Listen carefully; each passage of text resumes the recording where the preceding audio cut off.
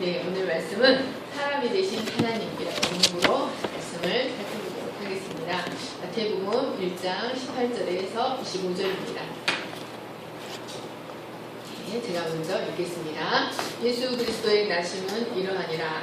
그의 어머니 마리아가 요셉과 약혼하고 동거하기 전에 성령으로 잉태된 것이 나타났더니 그가 하나님의 의로운 사람이라 그를 드러내지 아니하고 가만히 고쳐자하여 이 일을 생각할 때 주의 사자가 현몽하여 이르되 다윗의 자손 요셉아 내 아내 마리아 데려오기를 무서워하지 말라. 그에게 잉태된 자는 성령으로 된 것이라. 아들을 낳으니 이름을 예수라. 이는 그가 자기 백성을 그들의 죄에서 구원할 자신이라 하니라. 이 모든 일이 된 것은 주께서 선지자로 하신 말씀을 이루려 하심이니 이르시되 그러나 처녀가 잉태하여 아들을 낳을 것이요 그의 이름은 임마누엘이라 하셨으니 이를 번역한즉 하나님이 우리와 함께 계시다 합니다. 요셉이 잠에서 깨어 일어나 주의 사자의 분부대로 행하여 그의 아내를 데려왔으나 아들을 낳기까지 동심하지 아니하더니 다음에 이름을 예수라 하니라. 아멘. 네. 사랑하는 여러분, 성경에는 기적적으로 출생한 인물들의 이야기가 종종 나옵니다. 가장 먼저 기적적인 출생을 경험한 부부는 아브라함과 사라입니다. 이들은 인간적으로는 자녀를 낳을 가능성이 전혀 없는 노령의 몸을 가지고 있었습니다. 그런데 하나님은 기적적으로 아브라함이 몇 살이 되었을 때? 100살이 되었을 때 사라의 태를 여시고 이삭이라는 위대한 아들을 탄생하게 하셨습니다. 또 이스라엘의 위대한 지도자였던 삼손, 사무엘도 그 부모가 오랫동안 자녀를 낳지 못해 고민하다가 하나님의 특별한 간섭으로 이 세상에 태어나게 된 지도자들입니다. 그리고 신약으로 넘어와서는 가장 먼저 기적적인 출생을 경험한 사람이 바로 세례 요한입니다. 세례 요한의 부모도 자연적으로는 자녀를 낳을 수 없을 정도로 완전히 늙었습니다. 그런데 하나님은 그들에게 아들을 주셨습니다. 그리고 그 아들을 예수님의 길을 예비하는 위대한 선지자로 사용하여 주셨습니다. 이렇게 성경에는 기적적으로 탄생한 인물들이 많습니다. 그렇지만 여러분, 가장 기적적인 탄생은 바로 예수 그리스도의 탄생입니다. 네. 예수님의 탄생이 우리를 놀라게 하는 더 큰 이유는 그분의 탄생이 자연의 법칙 안에서 태어나신 탄생이 아니라는 것입니다. 자연의 법칙을 벗어나서 처녀의 몸을 통해서 태어났다는 사실입니다. 아이가 태어나려면 어떻게 해야 됩니까? 남자와 여자가 만나야 됩니다. 남자의 씨와 여자의 씨가 만나야 자녀가 태어나는데 남자와 여자가 만나지 않고 처녀의 몸에서 탄생하셨습니다. 그런데 여러분, 이러한 사실은 예수님이 탄생하시기 600년 전에 퀴즈가 나올 수도 있어요. 퀴즈를 맞히면 선물을 살 수 있는 티켓을 줍니다. 잘 기억하세요. 차빈이 눈이 반짝반짝해집니다. 죄송해요. 어쩜 보겠습니다. 예수님이 탄생하시기 몇 년 전에요? 600년 전에. 잘 기억해 놓으시기 바랍니다. 이사야 7장 14절을 보겠습니다. 시작. 그러므로 주께서 친히 징표를 너희에게 주실 것이라. 보라, 처녀가 잉태하여 아들을 낳을 것이요 그의 이름을 임마누엘이라 하리라. 아멘. 여러분, 예수님이 탄생하시기 600년 전에 처녀의 몸에서 탄생하실 것을 하나님께서 이사야 선지자를 통하여 예언하셨습니다.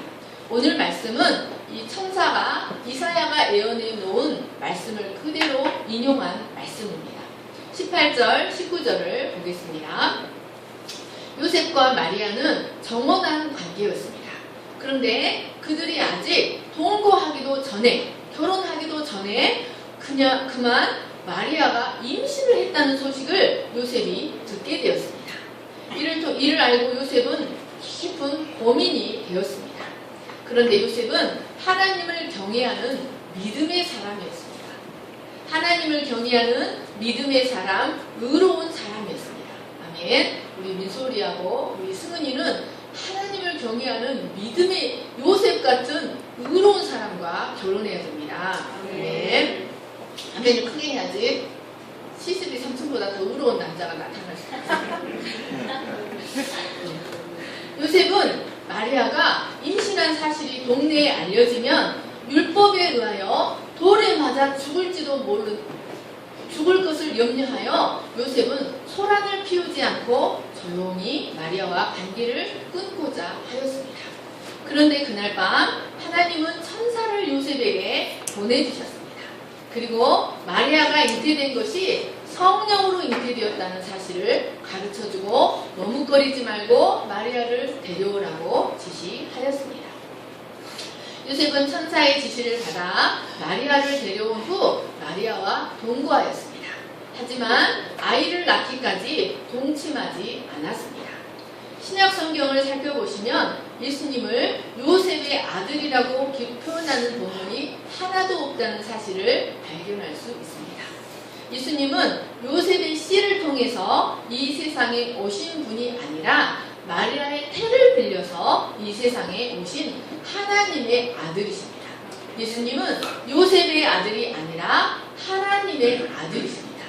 만약에 예수님이 요셉의 아들이라면 예수님도 우리와 똑같은 죄인이 되고 맙니다.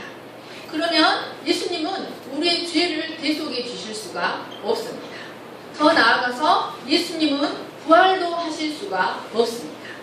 그리고 우리가 믿는 중요한 복음의 핵심들이 이루어질 수가 없게 됩니다. 사랑하는 여러분, 성경에는 초자연적인 이적들이 많이 기록되어 있습니다. 그런데 최고의 이적은 바로 천지창조입니다. 여러분, 이 세상을 가만히 살펴보시면 이 세상이 존재하고 있는 것 자체가 기적입니다. 여러분, 이렇게 해보세요. 여러분, 내 존재 자체가 기적이라니까요. 내 존재 자체가, 우리 장로님만 존재감이 충만하신 것 같습니다. 우리 조용호 집사님은 기적 아닙니까? 어떻게 조용호 집사님이 자기 스스로 저렇게 멋진 외모와 멋진 키를 가졌습니까? 하나님 때문에 하나님이 저렇게 만들어 놓으셨지 않습니까? 우리 아이들 눈을 보세요. 존재 자체가 기적입니다.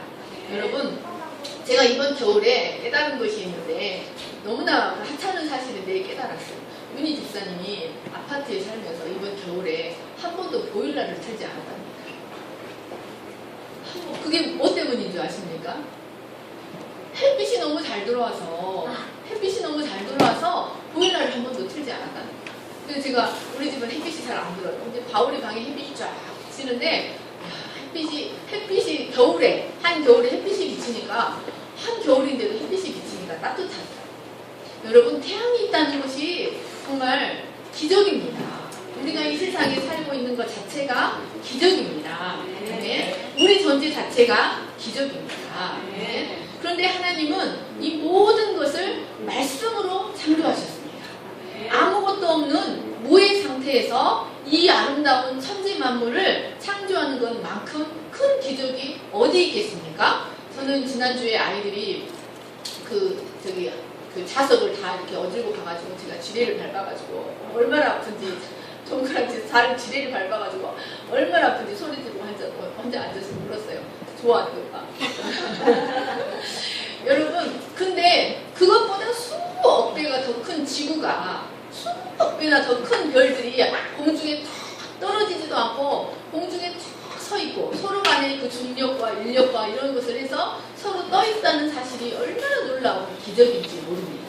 여러분, 그런데 여러분, 이런 기적들을 만들어내신 하나님께서 처녀의 몸에 자기 아들을 탄생하게 하시는 것은 그렇게 어려운 일이 아닙니다.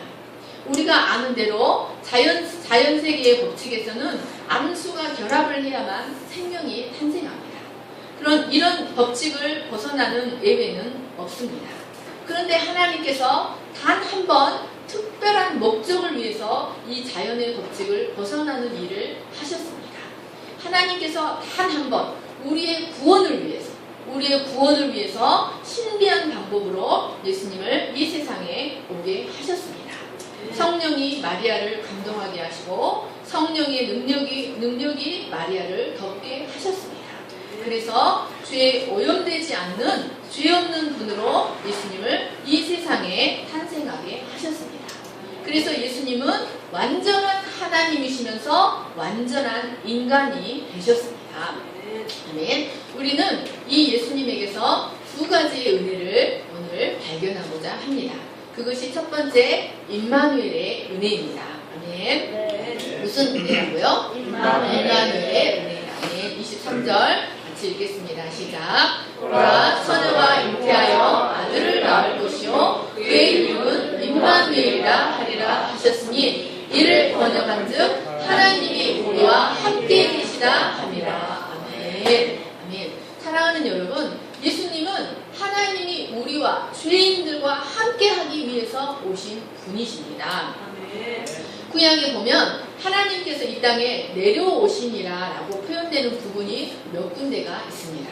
하나님이 이 땅에, 하늘에 계신 하나님이 이 땅에 내려오신 부분이 몇 군데 있는데, 첫 번째는 그런데 하나님이 사람들을 만나기 위해서 이 땅에 내려오신 그런 그 표현들이 그렇게 행복한, 그렇게 기쁨만은 아니었습니다. 왜냐하면 구약에서 하나님께서 이 세상에 내려오실 때는 주로 사람들을 심판하시기 위해서 내려오실 때가 많았습니다. 여러분, 아담과 하와를 하나님이 찾아오실 때, 그리고 노아에게 찾아오실 때, 또 소돔성에 롯을 찾아오실 때, 이렇게 하늘과 땅이 만나는 순간은 주로 두려움과 공포로 가득 찬 순간이 많았습니다. 그런데 예수님의 내려오심은 이런 구약의 내려오심을 완전히 뒤집어버린 내려오심입니다. 여러분, 예수님은 죄인들을 심판하시기 위해서 내려오신 것이 아니라 죄인들을 구원하시기 위해서 우리와 똑같은 모습으로 내려오셨습니다. 도저히 가까이 갈 수 없고 절대로 교제할 수 없는 그 무서운 하나님은 말씀드렸죠. 하나님의 거룩성은, 지극한 거룩성은 돌파하는 성향이 있다. 그래서 하나님의 거룩성은 거룩하지 못한 것을 돌파하는 성향이 있어요. 그래서 시내산 위에 하나님이 이스라엘 백성과 함께하기 위해서, 이스라엘 백성과 함께 살고 그들을 축복하고 그들과 사랑하기 위해서, 함께하기 위해서 내려오셨을 때 그 모습이 얼마나 두려웠는지 이스라엘 백성들이 제발 하나님 가까이 오지 마세요. 제발 우리를 찾지 마, 우리를 가까이 오지 마세요라고 모세를 했죠. 너만 만나고 우리에게 중재를 해줘라고 이렇게 요청할 정도로 하나님의 인재는 너무나 두려운 모습이었습니다. 이처럼 도저히 가까이 갈 수 없고 절대로 함께할 수 없고 교제할 수 없는 그 무서운 하나님께서 우리와 함께 하시기 위해서 우리 가까이에 오셨습니다. 우리 눈으로 볼 수 있고, 우리 손으로 만질 수 있고, 우리 귀로 들을 수 있고, 우리 가슴으로 느낄 수 있는 분으로 오셨는데 종의 모습으로 오셨습니다. 종의 모습으로 구유에 임하시고, 갈릴리 강가에 임하시고, 벳세다 광야에 임하시고, 거리에서 우리와 함께 하셨습니다. 사도 요한은 이런 예수님과 함께한 자신의 경험을 이렇게 고백했습니다. 요한복음 1장 14절입니다. 시작. 말씀이 육신이 되어 우리 가운데 거하시매 우리가 그의 영광을 보니 아버지의 독생자의 영광이요 은혜와 진리가 충만하더라. 아멘. 사랑하는 여러분, 이 말씀에서 우리 가운데 거하시다는 말은 헬라어 원어로 에스케노센입니다. 에스케노센이라는 말은 히브리어로는 샤칸입니다. 이 샤칸은 장막을 치다라는 뜻입니다. 우리 가운데 장막을 치셨다라는 뜻입니다. 그런데 여러분, 장막, 이 에스케노센, 샤칸은 무엇을 가리키는 용어입니다. 이스라엘에서 무엇을 가리키는 용어입니다. 무엇일까요? 샤칸, 장막은 뭘 가리킬까요? 장막을 치시다. 이스라엘의 샤칸은 무슨 의미일까요? 무슨 말일까요? 장로님? 동인 집사님? 쉬운데 현민이? 응? 윤정희 목사님? 쉬워요. 장막을 치시다. 응? 아니요. 한 단어. 두 글자. 응? 방을 만들었다. 우리 가운데 방을 만들었다. 임재. 장막을 치시다. 성막. 성막. 성소를 에스케노센 샥한 장막을 치다는 말은 성소를 가리킵니다. 장막은 하나님이 이스라엘 중에 거하시던 성소였습니다.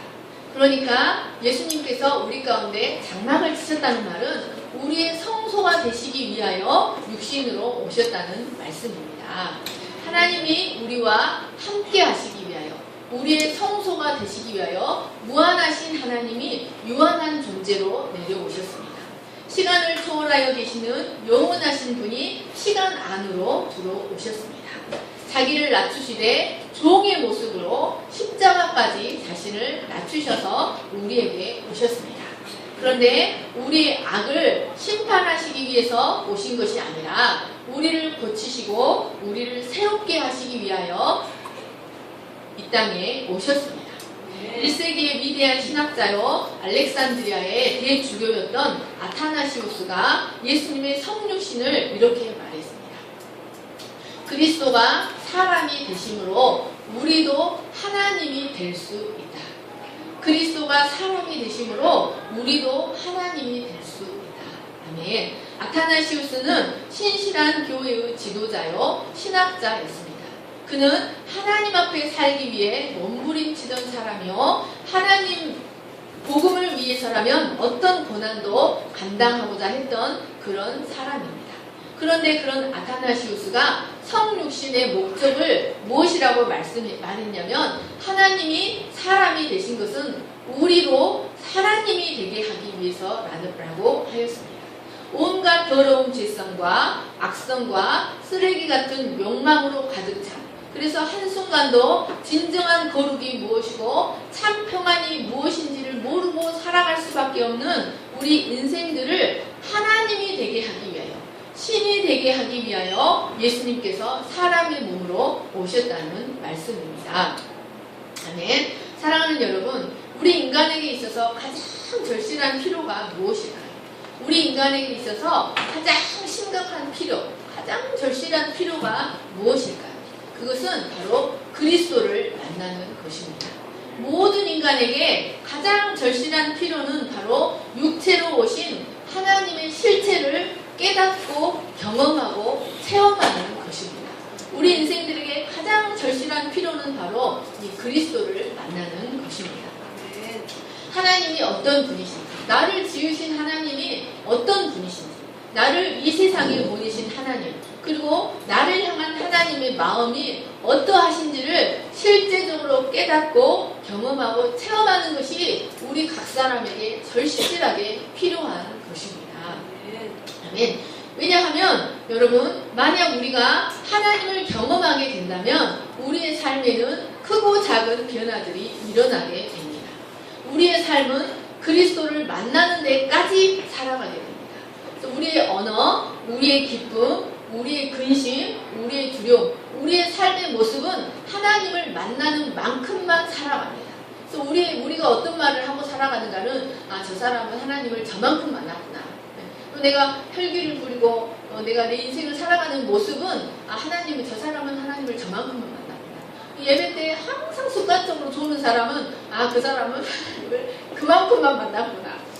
그리고 항상 기뻐하는 사람은 어떤 분이 번쩍 계십니다. 여러분, 항상 기뻐하는 사람은 저 사람은 하나님을 저만큼 만났구나. 고난 가운데서도 항상 감사하는 사람은 하나님은 저 사람을 저만큼 만났구나. 그리고 항상 인상을 쓰고 다니는 사람은 하나님은 저 사람을 저만큼 만났구나. 저는 제 자신을 몇 주 동안 깊이 통찰을 하게 됐어요. 저는 너무 두려움이 늘 두려움이 이렇게 많을까? 나는 왜 이렇게 두려움이 많을까? 그러다가 며칠 전에 갑자기 무슨 생각을 하게 됐냐면 내가 하나님을 모르구나. 내가 하나님을 정말 더 깊이 만났다면 내가 이렇게 두려워하지 않을 건데 정말 바람에 나는 잎새에도 두려워하는 내 모습. 그래서 제가 결론을 나는 하나님을 더 깊이 만나지 못했구나. 사도 바울 하나님을 깊이 경험한 사람은 죽음에 대한 두려움도 극복하고 하나님을 경험한 만큼 인생을 살아가는 것입니다. 그래서 하나님을 경험하니까 그 끊을 수 없는 내 주요 세력도 끊고 그래서 우리 인생은 하나님을 만난 만큼만 살아가게 되어 있습니다. 그래서 우리 인생들에게 절실한 필요, 가장 첫 번째 필요는 뭐냐면 예수 그리스도를 경험하고 체험하는 겁니다. 그래서 하나님이 가장 빠르게 들어주시는 기도가 뭐냐면 하나님을 만나기 원하는 그 기도를 하나님은 가장 빨리 들어주십니다. 네. 그래서 우리의 삶은 우리가 그리스도를 얼마만큼 경험했는가를 보여주는 지표입니다. 사랑하는 여러분, 그리스도를 깊이 경험하게 되시기를 간절히 축원합니다. 그러면 반대로 하나님의 가장 절실한 소망은 무엇일까요? 하나님의 가장 절실한 소망은 무엇일까요? 여러분, 성경 전체를 통틀어서 성경을 한마디로 표현한다면 성경을 한마디로 표현할 수 있는 키워드들이 여러 가지가 있는데 여러분 저는 성경을 한마디로 표현하는 키워드를 뭘로 말하고 싶냐면 임마누엘로 말하고 싶습니다. 임마누엘. 하나님의 간절한 소망이 이 성경에 표현이 되어 있습니다. 하나님은 우리와 함께 거하기를 간절히 원하십니다. 하나님은 여러분의 하나님이 되기를 간절히 원하십니다. 하나님은 바울이의 하나님으로 일컬음 받기를 간절히 원하시고 민소리의 하나님으로 일컬음 받고 민소리의 삶 가운데 함께 함께 살아가기를 간절히 원하십니다. 하나님은 우리 조용호 집사님의 하나님이 되시기를 간절히 원하십니다. 그래서 여러분의 삶을 통해서 하나님의 영광을 나타내시기를 간절히 원하십니다. 그것이 성경 전체에 나타난 하나님의 소망입니다. 그래서 여러분 계시록 3장 20절을 보겠습니다. 시작. 볼지어다 내가 문 밖에 서서 두드리노니 누구든지 내 음성을 듣고 문을 열면 내가 그에게로 들어가 그와 더불어 먹고 나와 더불어 먹으리라. 아멘. 사랑하는 여러분, 우리가 어려서부터 노년에 이르기까지 우리가 태어나면서 죽음의 순간에 이르기까지 하나님은 우리의 하나님이 되기를 원하십니다. 우리와 함께 동행하기를 원하시고 우리와 함께 먹고 마시기를 원하십니다. 그런데 하나님은 우리와 함께 거하실 수 없는 너무나 거룩한 분이신데 우리와 함께 거하실 수 있도록 하기 위해서 하나님은 육체로 이 땅에 오셨습니다. 그래서 우리가 그분의 옷자락을 잡고 그분의 눈동자에 우리의 눈동자를 맞출 수 있도록 지극히 평범하고 지극히 겸손한 모습으로 우리에게 오셨습니다. 여러분, 사람은 하나님을 결코 스스로 찾지 않습니다. 그리고 사람이 하나님을 찾는다고 해서 하나님을 만날 수 있는 분이 아닙니다. 사람이 자기 무릎팍을 자해하고 허벅지를 자해하면서 하나님을 만나고 싶다고 해서 하나님을 만날 수 있는 분이 아닙니다. 하나님이 우리에게 자신을 계시해 주셔야만 하나님을 만날 수 있습니다. 그런데 사람들이 하나님을 만날 수 있도록 이 우주 만물에 하나님을 자신을 계시해 주셨습니다. 하나님은 우리에게 당신을 찾는 자들이 당신을 만날 수 있도록 하나님 자신을 계시해 주셨고 또 우리가 하나님을 찾기 전에 먼저 우리를 찾아오셨습니다. 사랑하는 여러분, 이 성탄절을 통하여 여러분과 함께 하기를 원하시는 임마누엘의 은혜를 깊이 경험하시기를 간절히 축원합니다. 또 한 가지 우리가 성탄절을 통해서 한 가지 기억해야 하는 은혜는 대속함의 은혜입니다. 21절 말씀을 읽겠습니다. 시작. 아들을 낳으리니 이름을 예수라 하라. 이는 그가 자기 백성을 그들의 죄에서 구원할 자이심이라. 아멘. 예수님께서 이 땅에 오신 이유는 우리의 죄를 대속해 주시기 위해서였습니다. 우리가 그 전에 행한 모든 죄를 다 대속해 주실 뿐만 아니라 우리의 죄성을 고쳐주시고 죄로부터 자유함을 얻도록 하시기 위해서 이 세상에 오셨습니다. 제가 자주 비유하는 비유인데, 사도 바울이 오라 나는 권고한 자인가, 이 사망의 몸에서 누가 나를 건져내랴. 그래서 죄를 범할 수 밖에 없는 죄의 몸을 사망의 몸으로 표현을 했어요. 그 사망의 몸이 뭐냐면, 이 로마서는 그 법정적인 용어, 로마의 어떤 법정적인 용어들이 많아요. 그런데 그 로마에서 그 죄수에게 내리는 그 형벌이 뭐냐면, 사망의 몸이라는 형벌이 있어요. 사망의 몸이라는 형벌이 뭐냐면, 시체를 나와 꽁꽁꽁 묶어놓는 거예요. 시체를 나와 하나가 되게 하는 거예요. 그것이 사망의 몸이에요. 우리가 죄 가운데 있는 그 자체가 바로 사망의 몸입니다. 그런데 우리가 예수님을 믿는다는 것은 뭐냐면, 그 누구도 끊어줄 수 없는 이 사망의 몸을 사슬을 끊어주고 그 시체를 떼어주는 거예요. 그리고 생명이신 예수님과 꽁꽁꽁 묶어주는 겁니다. 아멘. 사랑하는 여러분, 여러분이 받은 구원의 은혜가 어떤 것이라는가를 깊이 깨달으시기를 간절히 축원합니다. 예수님께서 이 세상에 오신 목적은 우리 대신 우리 죄에 대한 형벌을 대신 받으시고, 그리고 우리를 죄로부터 온전히 구원하셔서 죄에 대하여 죽고 하나님에 대하여 사는 자, 하나님을 향하여 살아가는 자로 살아가도록 하시기 위해서 이 세상에 오셨습니다. 여러분, 우리가 성탄을 통해 만나야 할 예수님은 바로 이 예수님이십니다. 사랑하는 여러분, 여러분의 심령에, 여러분의 마음속에 여러분이 성소가 되게 하시기 위하여 예수님은 이 세상에 오셨습니다. 여러분의 마음속에 이 예수님이 임마누엘로 대속의 그리스도로 탄생하시기를 간절히 축원합니다. 네, 제가 기도하겠습니다. 사랑과 은혜가 풍성하신 하나님 아버지 감사합니다. 하나님 아버지, 주로 사망의 몸에 이 사망의 몸이라는 형벌을 받은 죄수처럼 죄로 죽을 수밖에 없는 우리 인생들을 사망의 몸에서 구속하시고 죄로부터 구속하시고 우리를 하나님을 향하여 살아가는 자로 살 수 있도록 하시기 위하여 하나님이신 예수님께서 우리보다 더 낮은 종의 모습으로 이 세상에 오셨습니다. 하나님, 우리에게 가장 절실한 필요, 우리가 그 무엇보다 더욱더 갈망해야 할 우리의 절실한 필요는 바로 예수님이 어떤 분이신가 하는 것을 깨닫게 되는 것입니다. 그리고 믿음으로 그분과 연합하는 것이 우리에게 가장 절실한 필요입니다. 하나님 아버지, 우리가 이 그리스도를 갈망하며 절실하게 소망하며 살아가고 있습니까? 하나님, 우리가 믿음으로 날마다 그리스도와 연합하는 삶을 살게 해주시기를 간절히 기도합니다. 하나님 아버지, 예수님께서 이 땅에 내려오신 것은 심판이 아니라 구원을 위해서 내려오셨습니다. 하나님, 오늘이라는 시간에 구원주로 내려오신 이 예수 그리스도를 나의 그리스도로 영접하고 그분과 연합하는 삶을 살아가게 하여 주시옵소서.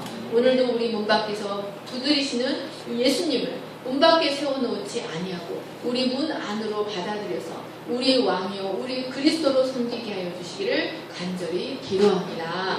감사하며 거룩하신 예수님의 이름으로 기도하였습니다. 네. 사랑하고